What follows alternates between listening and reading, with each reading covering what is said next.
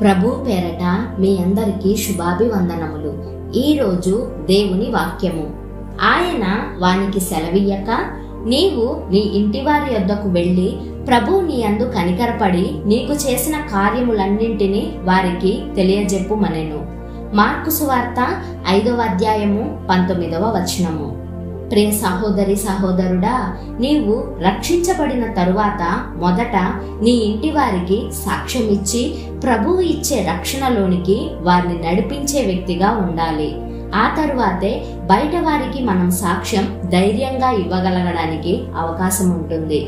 కానీ ఈనాడు అనేకులు రక్షించబడిన తరువాత బహిరంగంగా బయట వారికి సాక్ష్యమిస్తున్నారు గాని సొంత ఇంటివారి రక్షణ కొరకు భారం లేని వారిగా ఉన్నారు.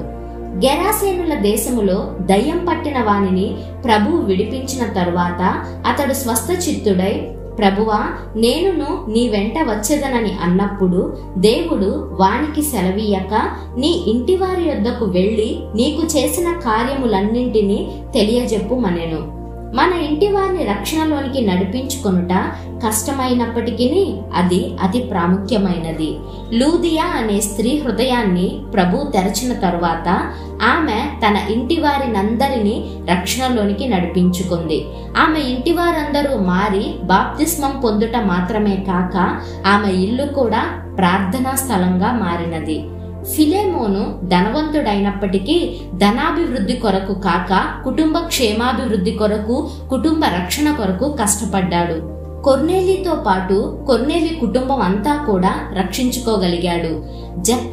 జక్కయ్యతో పాటు ఆ కుటుంబం అంతటికి దేవుడు రక్షణనిచ్చాడు. చెరసాల అధిపతి పౌలు శీల ద్వారా విన్న సువార్తను విని తను తన ఇంటి వారందరూ రక్షించబడ్డారు. నీ కుటుంబంలోని భార్య బిడ్డలను దేవుని కొరకు సంపాదించుకోకుండా నీవు వారి కొరకు ఎంత ఆస్తి సంపాదించి ఇచ్చినా అంతా వృధానే.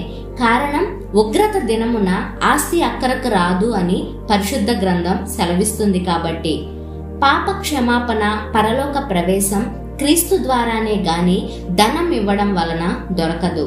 నీవు దేవునికి లోబడినప్పుడు నీ ఇంటివారు నీకు లోబడతారు. అలా ఉన్న కుటుంబం ప్రేమ సమాధానాలతో నిండి ఉంటుంది. దేవుడిచ్చే రక్షణ ఆ గృహానికి అలంకారంగా ఉంటుంది. కనుక ఇటువంటి గృహం మనమందరం కలిగి ఉండులాగున విశ్వాసంతో దేవునికి ప్రార్థిద్దాం. ప్రార్థన. మహోన్నతుడా, సర్వ సృష్టికర్త, మీ ఘనమైన నామాన్ని బట్టి మీకు నిండు వందనాలు. అద్వితీయ సత్యవంతుడా, నీకు స్తోత్రములు. అయ్యా, ఈ లోకంలో ఎన్ని సంపాదించుకున్నా నీవిచ్చే రక్షణ సంపాదించుకోలేకపోతే అంతా వ్యర్థమే. అయ్యా, నువ్వు ఒక వ్యక్తికి రక్షణను ఇచ్చావంటే ఆ కుటుంబం అంతటికీ ఇస్తావు. అందుకు రక్షించబడిన వ్యక్తి జీవితం మాదిరిగా ఉండాలి. అటువంటి సాక్ష్యం కలిగి జీవిస్తున్న ప్రతి ఒక్క కుటుంబానికి రక్షణ దయచేయమని, ప్రతి కుటుంబాన్ని శాంతి సమాధానాలతో నింపమని యేసు నామములో ఈ ప్రార్థన అడిగి వేడుకొనుచున్నాము తండ్రి. ఆమేన్. మీకేమైనా ప్రార్థన అవసరతలు ఉన్నట్లయితే దయచేసి కామెంట్ చేయండి. తప్పక ప్రతి ప్రార్థన అవసరత గురించి అనుదినము ప్రార్థిస్తాము. ఈ రోజంతటిలో దేవుని యొక్క కృపాక్షేమములే మీ ముందు వెనుక మీకు తోడుగా ఉండి మిమ్మును నడిపించును గాక.